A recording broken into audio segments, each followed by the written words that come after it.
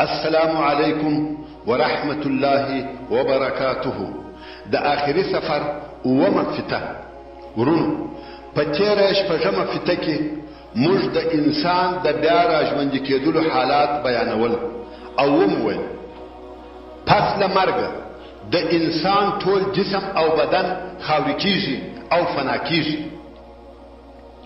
حتی اډوکې هم د وخت په تیریدلو سره وپاشل سي، خاوري سي، بې له یوه هډوکي څخه چې هغه ته عجب الذنب ویل کیږي.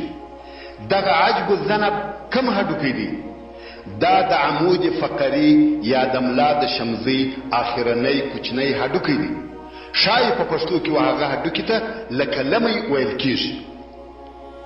نو د هر مړه سوي انسان ټول بدن د هډوکو سره خاوري کیږي، بې له دغه کوچني هډوکي څخه چې نه خرابیږي.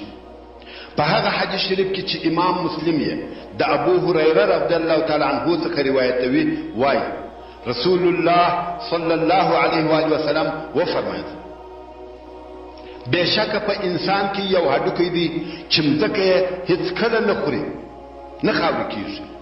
د قیامت په ورځ پر هغه هډوکی د انسان نور جسم یا بدن ترکیبیږي یا جوړیږي. اصحاب کرام وویل هغه کم هډوکی دی یا رسول الله؟ رسول الله صلی الله علیه و آله وسلم وفرمایل عجب الذنب. نو دغه د عمود فقري آخري هډوکی په انسان کې پاتې کیږي، او کله چې هغه باران و اوریږي، کم چې د مړو د ژوندي کولو دپاره اوري، نو انسان پراشین سي او له هغه انسان څخه ځکه وچوي وچاودي، لکه مځکه چې د یوه نبات یا واښه د راوتلو په وخت کې د هغه واښه څخه چوي، دغه رنګه مځکه وچوي او انسان راووځي. سبحان الله القادر. الله جل جلاله په سورة المعارج کې فرمایي یوم یخرجون من الاجداث سراعا كأنهم إلى نصب يوفضون خاشعة أبصارهم ترهقهم ذلة ذلك اليوم الذي كانوا يوعدون. يعني هغه ورځ چې دوی له قبرو څخه د باندې راوایستل سي، دوی به داسې چابک زغلول کیږي لکه دوی چې د کم خاص هدف او نشان پر طرف چابک چابک زغلي.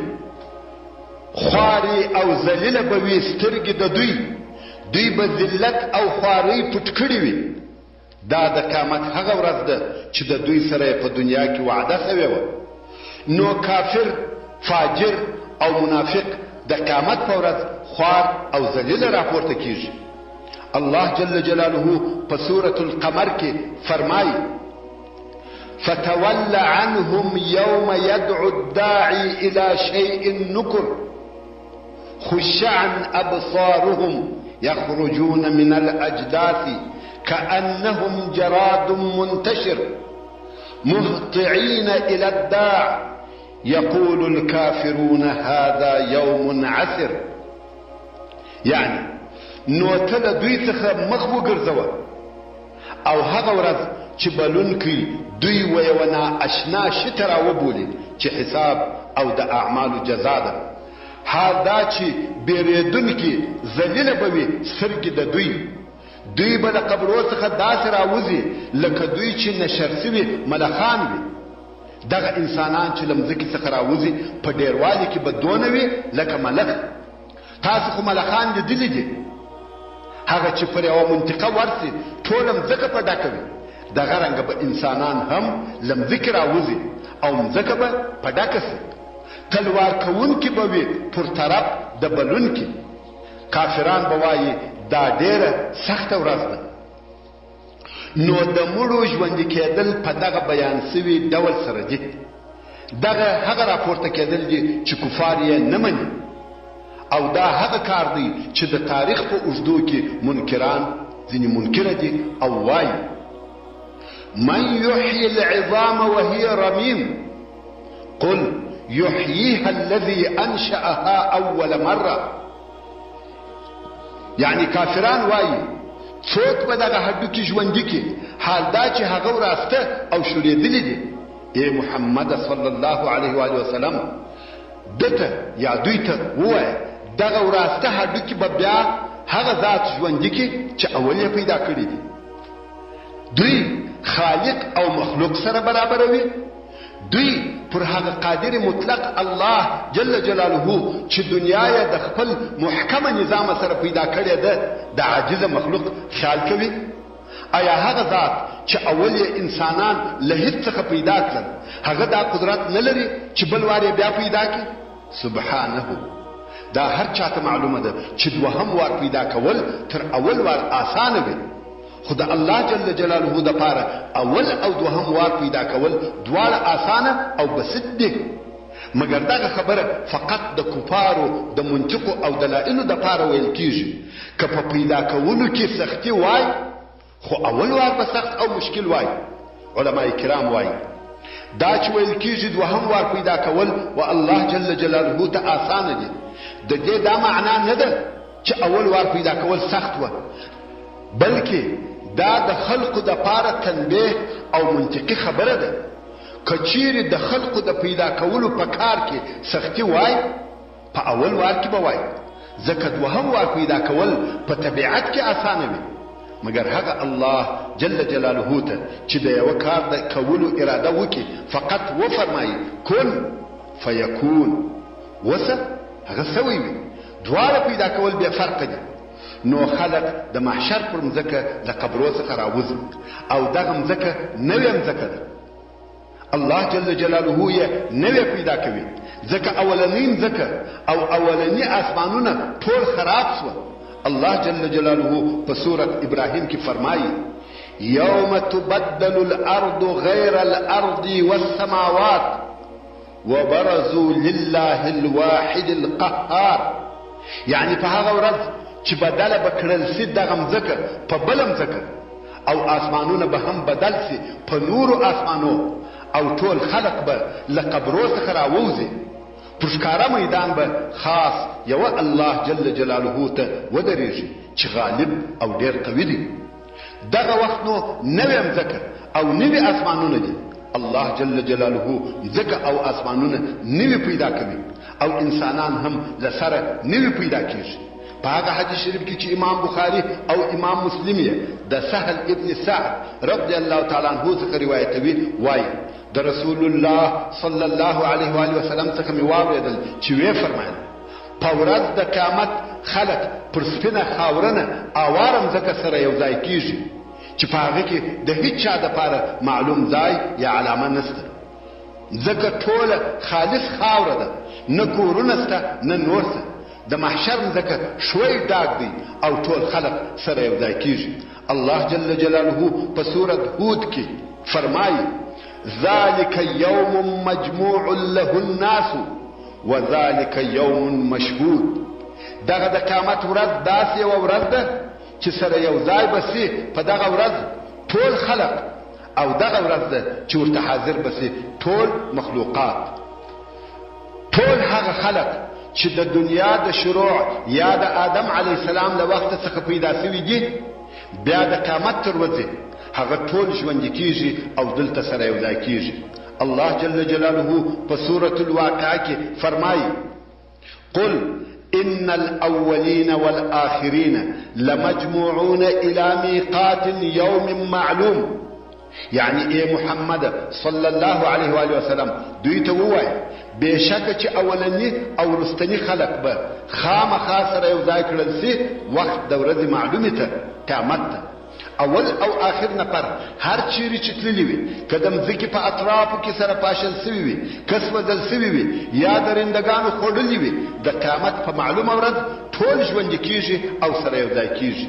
الله جل جلاله په سورة البقره کې فرمایي اينما تكونوا يأتي بكم الله جميعا ان الله على كل شيء قدير.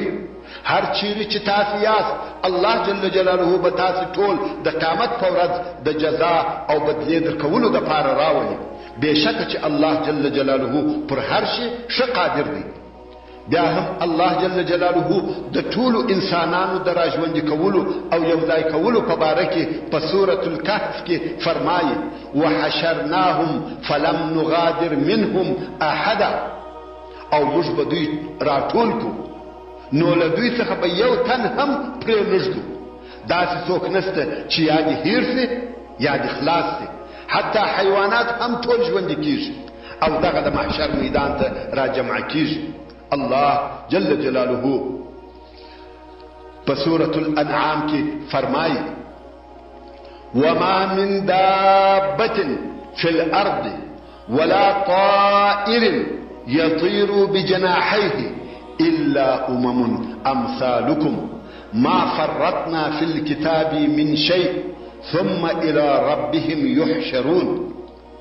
يعني او نسته هیڅ حیوان په مځکه کې او هیڅ مرغه چې په وزرو الوزي مگر هغه هم ستاسې په مثل امتونه او مخلوقات دي.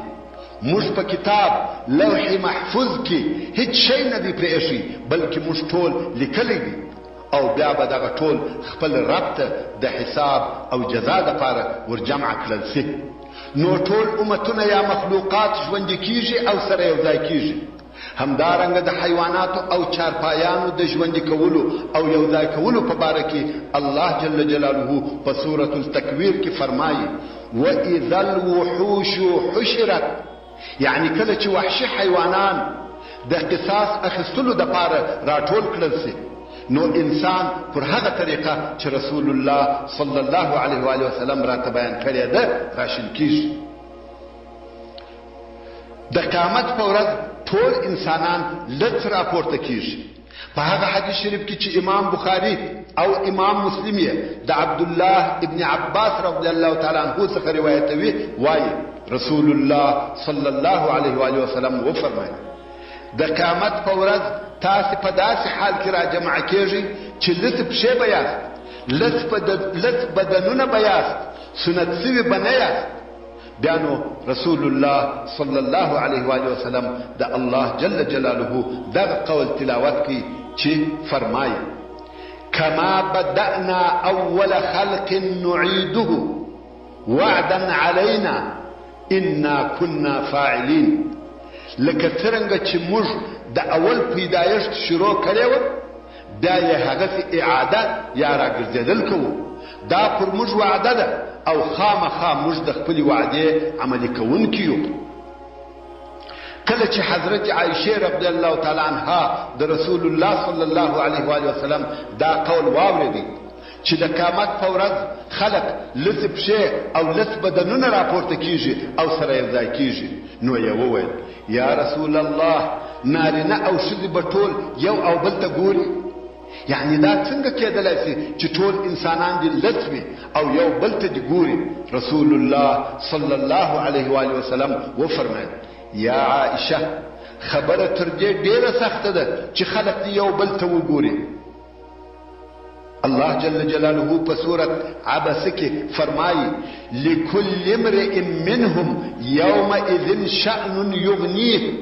هر سړي لره به په دغه ورځ کې یو حال وي چې د نورو له احواله یې بې پروا کوي. هغه بیره چې په دغه ورځ په انسانانو کې موجوده ده، دې ته یې نه پرېږدي چې یو بل ته وګوري. هر یو په خپل ځان اخته دی. نو خلق ټول لڅ دي. خو په هغه حدیث شریف کې چې امام بخاری او امام مسلم یې د عبد الله ابن عباس رضی الله تعالی عنهما څخه روایتوي، وایي رسول الله صلی الله علیه و آله وسلم وفرمایل: واول من یکسا یوم القیامة ابراهیم. او اول هغه څوک چې د قیامت په ورځ کالي په اغوستل کیږي ابراهیم خلیل الله صلی الله علیه و آله وسلم دی. نو الله جل جلاله په انبیاء علیهم السلام، په صدیقینو، په شهداو او په مسلمانانو لباس یا کالي اغوندي. د دوی دپاره فقط څو لحظې لسوالی دي. الله جل جلاله مؤمنان پر دغه لسوالي نه پرېږدي، بلکې د مسلمانانو حیا ورساتي او د لباس په اغوستلو احسان ورسره کوي. هغه چې لس پاته کیږي هغه کافران او مجرمان دي. خوندو تاسو ولیدل چې د کالو اغوستل او د ستر پټول ټول شرف او عزت دی، او د قیامت په ورځ دغه شرف تر هر چا د مخه د ابراهیم خلیل الله صلی الله علیه و آله وسلم په نصیب کیږي. خو زه نه پوهېږم چې ځینې خوندې ولې د شیطان په قول کوي او دغه شرف د لاس ورکوي چې په ودو او مناسباتو کې داسې لس لباسونه اغوندي چې نه یې ستر په خوندي وي او نه یې شرف او عزت په ساتلی وي.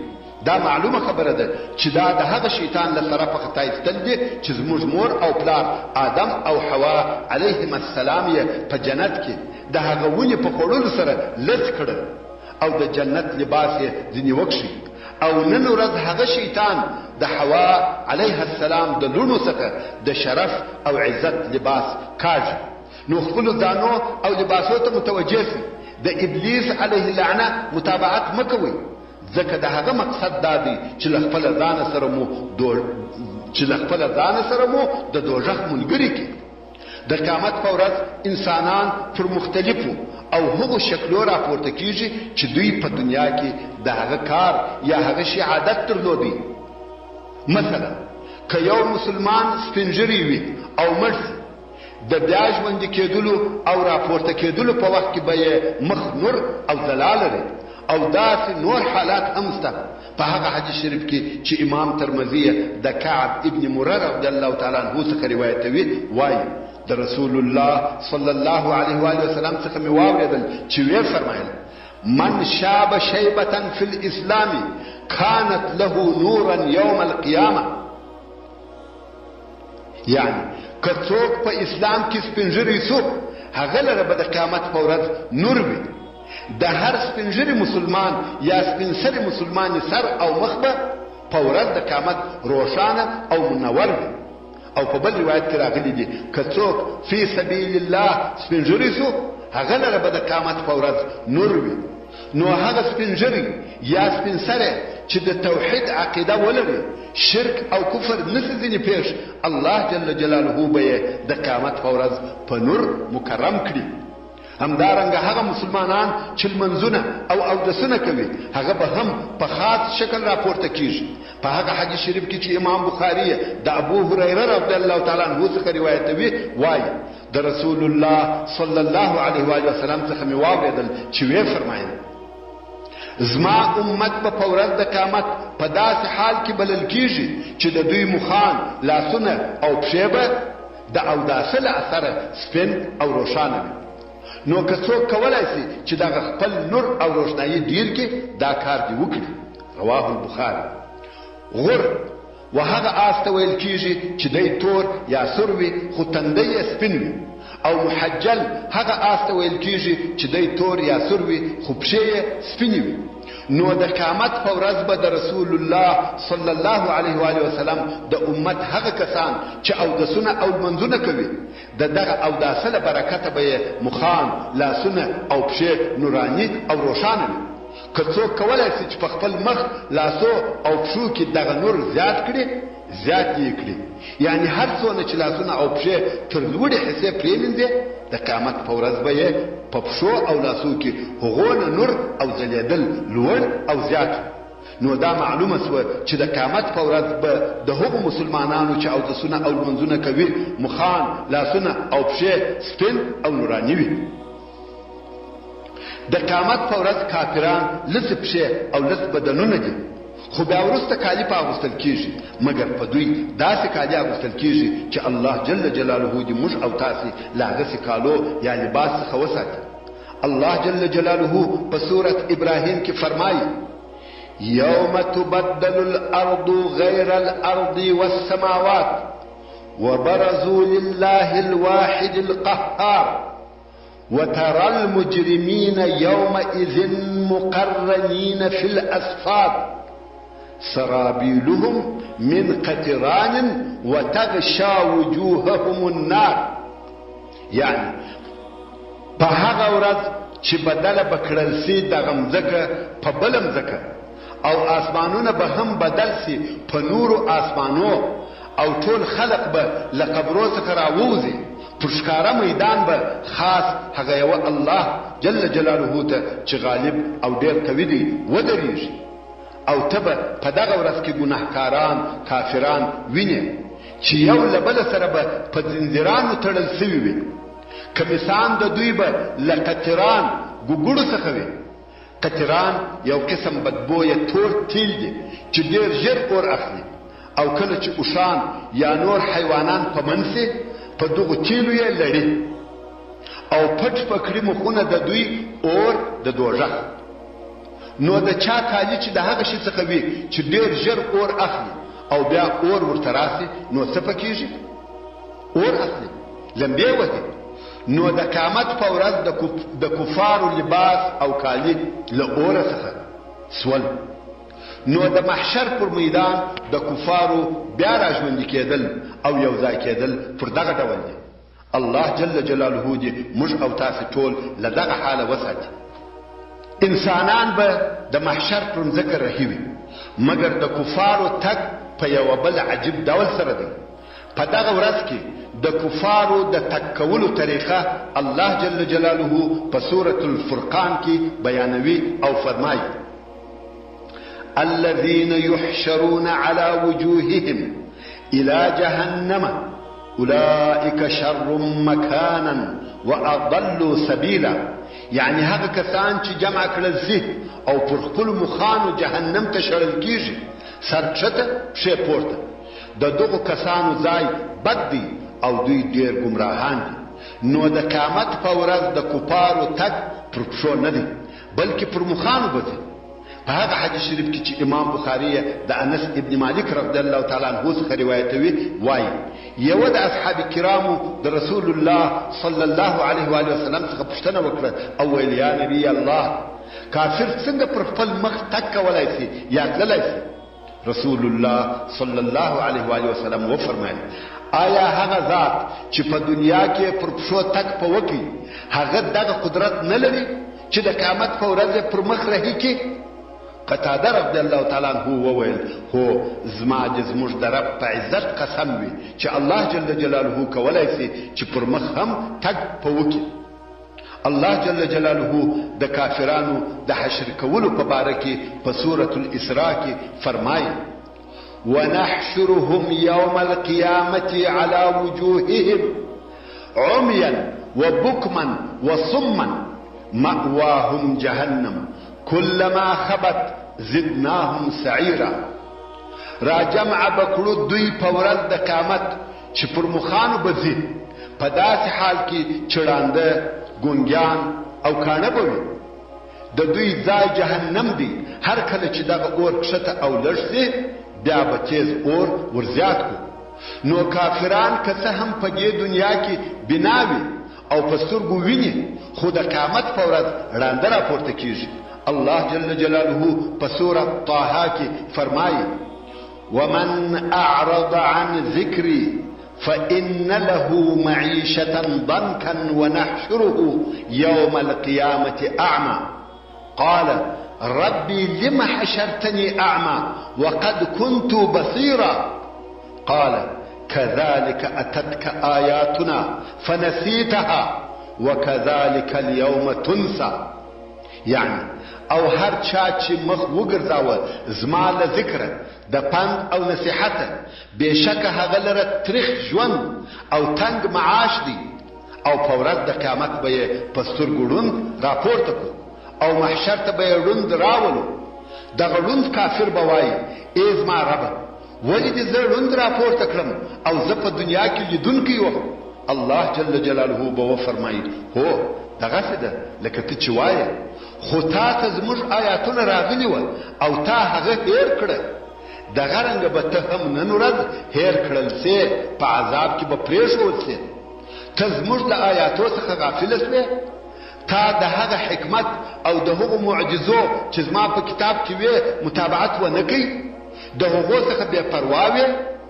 نو نن ورځ ستا په باره کې هم اهمال او بې پروایي کېږي، دغسې به پرېښول سې. لکه څرنګه چې الله جل جلاله وفرمایل چې کافران به د قیامت په ورځ پر مخانو ځي، ړانده، ګونګیان او کاڼه به وي. همدارنګه الله جل جلاله د کافرانو پر دغو اوصافو یو بل وصف چې د کفارو په رنګ او شکل پورې تعلق لري هم زیاتوي او د قیامت په ورځ کې د کافرانو د رنګ او شکل په باره کې په سورة طه کې فرمایي: يوم ينفخ في الصور ونحشر المجرمين يومئذ زرقا. یعنی په هغه ورځ چې د سور په شپېلۍ کې دوهم وار پوکړل سي په دغه ورځ به مجرمان را جمع کړو شنه چې د بدن د پوست رنگ به یې شین وي یا دا چې سترګې به یې شنې وي. اوس نو ټول مخلوقات د محشر په مځکه کې سره یو ځای کېږي او لمر رانږدې کېږي، نور هم رانږدې کېږي تر څو چې لمر د یوه میل پر اندازه رانږدې سي، ګرمي تر اندازې زیاته سي او د خلقو څخه د خولو تویېدل شروع سي او خلق تږي سي.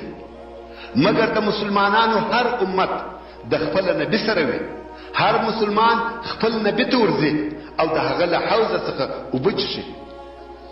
رسول الله صلی الله علیه و آله وسلم د خپل هغه حوض چې د قرآن مجید په سورة الکوثر کې ذکر شوی دی تعریف او توصیف راته کوي او فرمایي یوه واله ده چې په جنت کې بهیږي او اوبه یې په حوض کوثر کې تویږي. حوض کوثر څه شی دی؟ په هغه حدیث شریف کې چې امام بخاری او امام مسلم یې د عبدالله ابن عمرو ابن العاص رضی الله تعالی عنه څخه روایتوي وایي رسول الله صلی الله علیه و آله وسلم وفرمایل زما د حوض لویوالی د یوې میاشتې د تګ پر اندازه دی او زاویې یې سره برابر دي، مربع 4 کنجه دی، اوبه یې تر سپینو زرو سپینې دي او بوی یې تر مشکو خوشبویه دی او کوزې یا کنجانې یې کټوریان یا ګیلاسونه یې په ډیروالي کې لکه د اسمان ستوري. که چا له دغه حوض څخه اوبه وڅښلې تر هغه وروسته هیڅ کله نه تږی کېږي. الله جل جلاله دې د دغه حوض د اوبو څښل زموږ او ستاسې په نصیب کې چې بیا هیڅ کله تږي نه سو. همدارنګه په هغه حدیث شریف کې چې امام مسلم یې د ابو هریره رضی الله تعالی عنه څخه روایتوي وایي رسول الله صلی الله علیه و آله وسلم وفرمایل د دغه حوض اوبه تر واوره ډېرې سپینې دي او تر هغو عسلو خوږې یا خوندورې دي چې د شیدو سره ګډ سوي وي او لوښي یې د ستورو تر شمېر ډېر دي. او زه ځینې خلک د دغه حوض له اوبو څخه منع کوم لکه هغه سړی چې پردي یا د بل چا اوشان له خپله حوضه منع کوي. له دغه حوضه د څښلو اجازه د رسول الله صلی الله علیه و آله وسلم متابعینو لره شته. یوازې د محمد مصطفی صلی الله علیه و آله وسلم امت ته یې د څښلو اجازه ورکول کیږي. صحابه کرام وویل یا رسول الله آیا ته په دغه ورځ موږ پیژنې؟ رسول الله صلی الله علیه و آله وسلم وفرمایل هو په تاسې کې یوه علامه شته چې په نورو امتو کې هیچا لره نشته. تاسې به ماته په داسې حال کې راځئ چې مخان لاسونه او پښې به مو د اوداسه په سبب نوراني او روښانه وي. نو هغو کسانو لره دي چې اودسونه او لمنځونه کوي د مخانو لاسو او پښو په نورانیت سره او د رسول الله صلی الله علیه و آله وسلم له حوضه د اوبو په څښلو سره خوشحالي او مبارکي وي. رسول الله صلی الله علیه و آله وسلم نور هم د دغه حوض کوثر په باره کې تفصیل راکوي او په هغه حدیث شریف کې چې امام مسلم یې د ثوبان رضی الله تعالی عنه څخه روایتوي وایي رسول الله صلی الله علیه و آله وسلم وفرمایل د دغه حوض اوبه تر شیدو سپینې دي او تر عسلو خوږې دي. له جنت څخه 2 ناوې یا ولې ورته رابهیږي چې یوه یې د سرو زرو ده او بله یې د سپینو زرو ده. ځینې هغه کسان چې د رسول الله صلی الله علیه و آله وسلم سره ژوند کړی دی او ایمان یې پراوړی دی هغه دغه حوض ته راځي او رسول الله صلی الله علیه و آله وسلم یې د حوض کوثر د اوبو د څښلو څخه منع کوي، نه یې پرېږدي. په هغه حدیث شریف کې چې امام مسلم یې د انس ابن مالک رضی الله تعالی عنه څخه روایتوي وایي رسول الله صلی الله علیه و آله وسلم وفرمایل ما ته به پر دغه حوض داسې کسان راسي چې زما سره یې ملګرتیا کړې ده. کله چې زه ووینم دوی به رانږدې سي چې له حوضه اوبه وڅښي. قریبه ده چې زه د څښلو اجازه ورکړم مګر ملایکې به یې منع کړي او زه به وایم یا ربي زما ملګري یعنی دا داسې خلق دي چې زه پیژنم زما په حضور مسلمانان سوي دي او زما سره و. ما ته به وویل سي ته په هغو کارو نه یې خبر چې دوی تر تا وروسته وکړه. دا نو هغه مرتدان دي چې د رسول الله صلی الله علیه و آله وسلم سره په حجۃ الوداع کې ملګري و، حج یې ورسره ادا کړي او بیا د رسول الله صلی الله علیه و آله وسلم تر رحلت وروسته مرتد شو. په هغه حدیث شریف کې چې امام بخاری او امام مسلم یې روایتوي راغلي دي، کله چې ملائکه رسول الله صلی الله علیه و آله وسلم ته وایي ته نه خبر چې دوی تر تا وروسته څه وکړه، دوی تر تا وروسته مرتد شو، بیرته پر شا خپل کفر ته وګرځېدل. رسول الله صلی الله علیه و آله وسلم فرمایي زه به ووایم هغه څوک دي د الله جل جلاله له رحمت لرې وي چې تر ما وروسته مرتد شو. نو مرتدین د کفارو سره دي. د حساب او کتاب د انتظار په وخت کې د ځینو ګناهکارانو حال لمر خو د یوه میل پر اندازه رانږدې شو او د ډېرې زیاتې ګرمۍ په سبب د خلقو څخه خولې بهیږي. رسول الله صلی الله علیه و آله وسلم دغه سخت حال بیانوي. په هغه حدیث شریف کې چې امام مسلم یې د مقداد ابن الاسود رضی الله تعالی عنه څخه روایتوي وایي د رسول الله صلی الله علیه و آله وسلم څخه مې واورېدل چې ویې فرمایل د قیامت په ورځ به لمر دونه رانږدې سي چې له خلقو څخه به د یوه میل پر اندازه لرې وي. سلیم ابن عامر رضی الله تعالی عنه وایي په والله زه نه یم خبر چې له میل څخه دغه د مځکې یو میل مسافه مقصد ده او که له میله څخه هغه سلایي مقصد دی چې سترګې په توره وي. رسول الله صلی الله علیه و آله وسلم وفرمایل نو خلق به د خپلو عملو پر اندازه په خولو کې وي. له دوی څخه ځینې داسې دي چې خولې به یې تر بجلکو پورې وي او له دوی څخه څوک داسې دي چې خولې به یې تر زنګنو پورې وي او له دوی څخه به څوک داسې وي چې خولې به یې تر ملا پورې وي او له دوی څخه څوک داسې دي چې خولو به قیزه ور اچولې وي. او رسول الله صلی الله علیه و آله وسلم په لاس سره خپل خولې ته اشاره وکړه، یعنی خولې به یې تر خولې یا شونډانو پورې رسېدلې وي.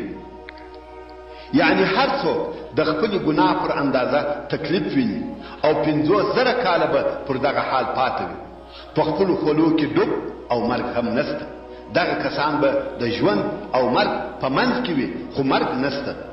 رسول الله صلی الله علیه و آله وسلم د قیامت د ورځې ځینې بیرونکي حالات بیانوي چې په دغه ورځ به د ځینو ګناهکارانو خلقو دغه حال او دغه حالات هم ټوله تر حساب او کتاب د مخه دي.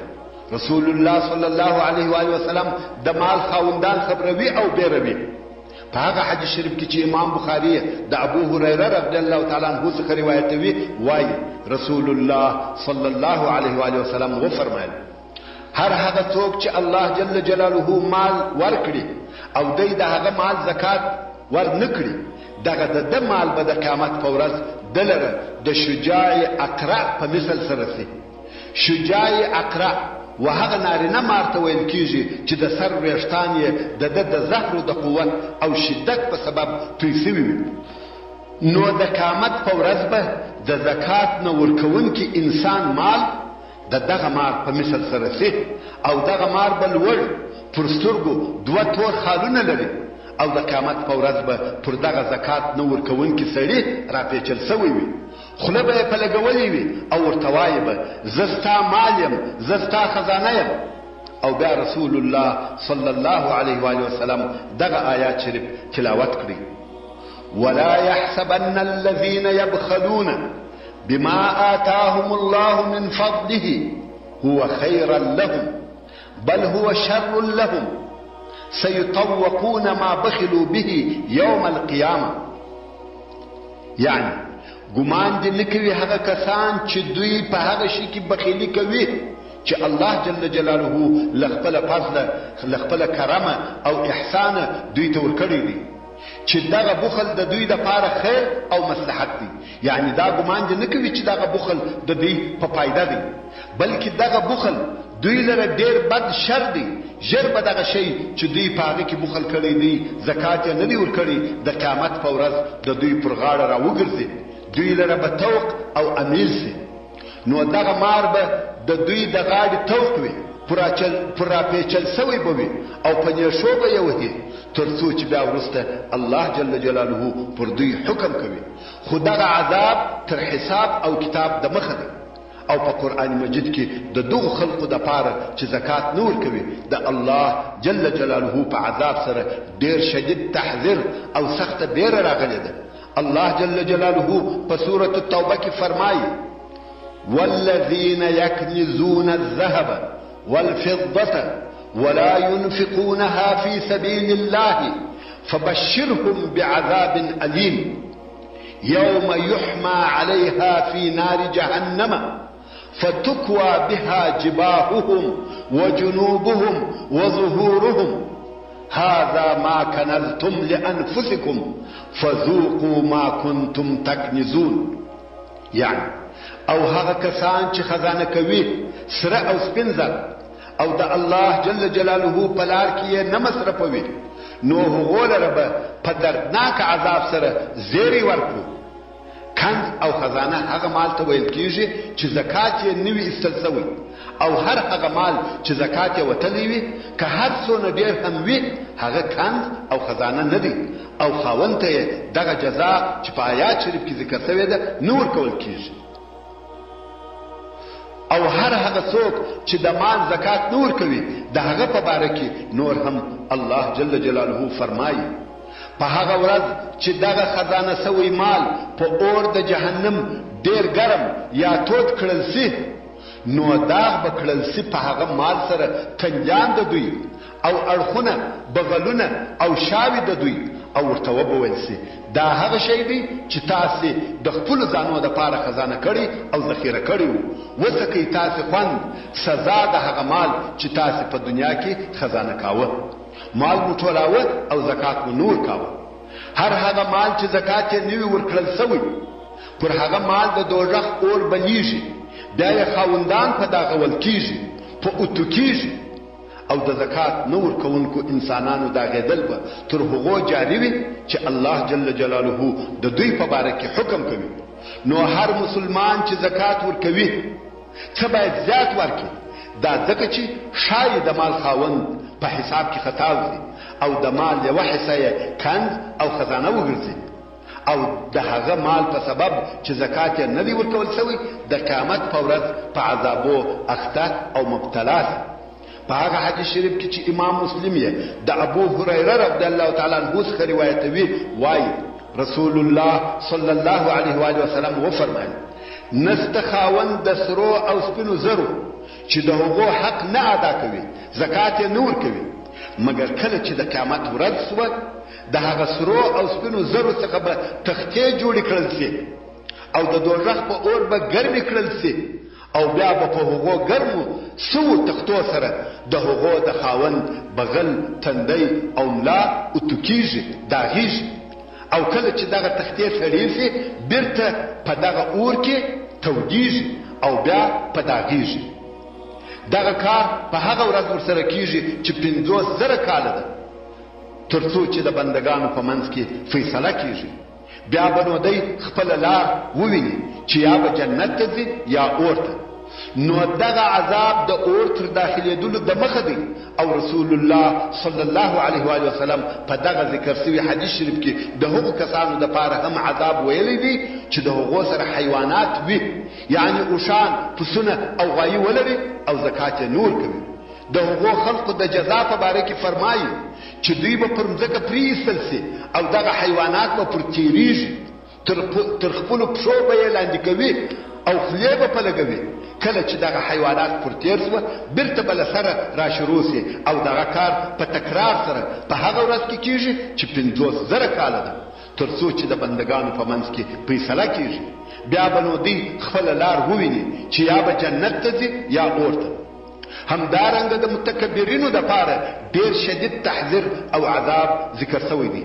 هغه څوک چې په مال او جایداد په کورنۍ او قبیله په منصب او کرسی په کور او موټر په زر او زیور په لباس او کالو په قد او قامت په قوت او صحت په اولادو او نوکرانو فخر کوي ځان تر نورو ښه او لوړ بولي دغه انسان متکبر دی. بلکې په هر شي سره چې انسان فخر او لویي کوي، پر ضعیف او غریب، پر نوکر او همسایه، پر اقرباو او دوستانو فخر، غرور او لویي کوي، هغه ته متکبر ویل کیږي. نو متکبر انسان د قیامت په ورځ څنګه حشر کیږي؟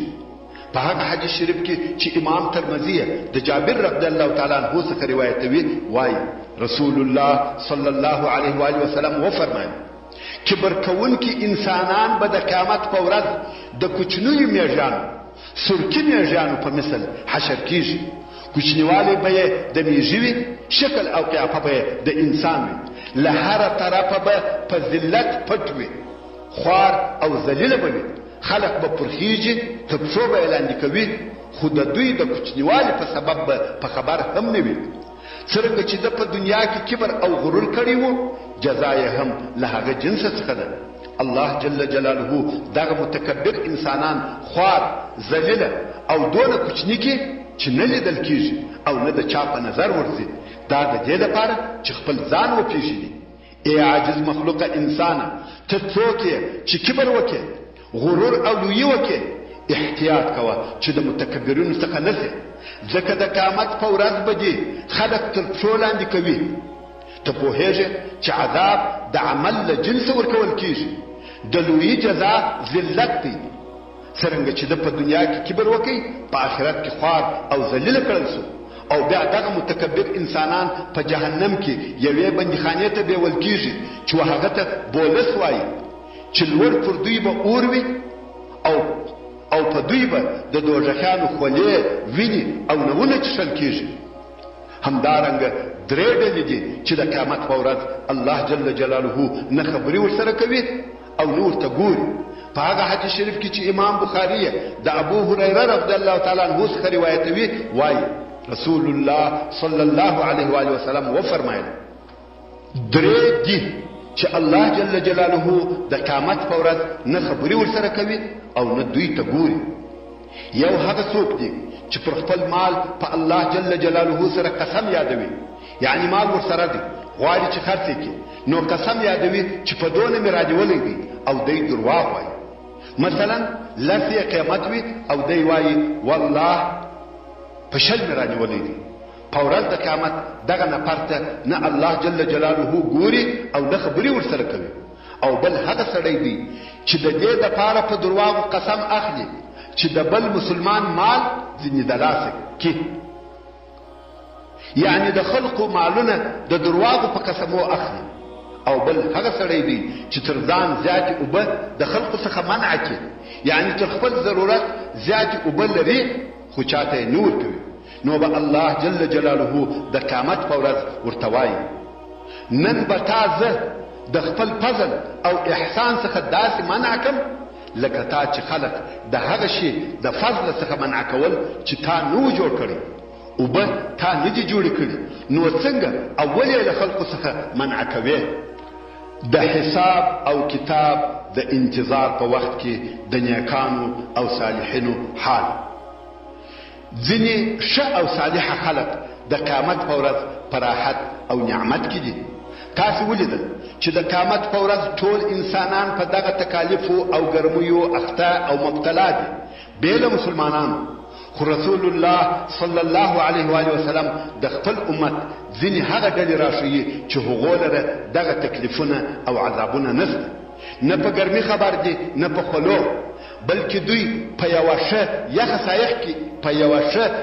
سایه کې دي، په هغه الهي سایه کې چې په دغه ورځ هلته موجوده ده. یوم لا ظل الا ظله، بېله د حق سبحانه وتعالی څخه بله سایه نشته.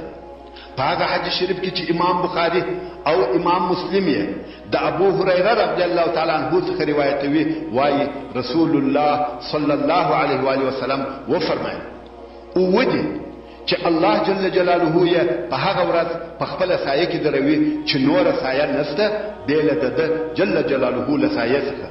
اول عدل کوونکی مشر او حاکم، یعنی هغه حاکم چې د خلقو په منځ کې حکم او فیصله په عدل سره کوي. هر هغه حاکم چې ظلم او پر خلقو تجاوزونه کوي نو د الله جل جلاله وویل او عذاب ته ځان آماده او تیار کړي.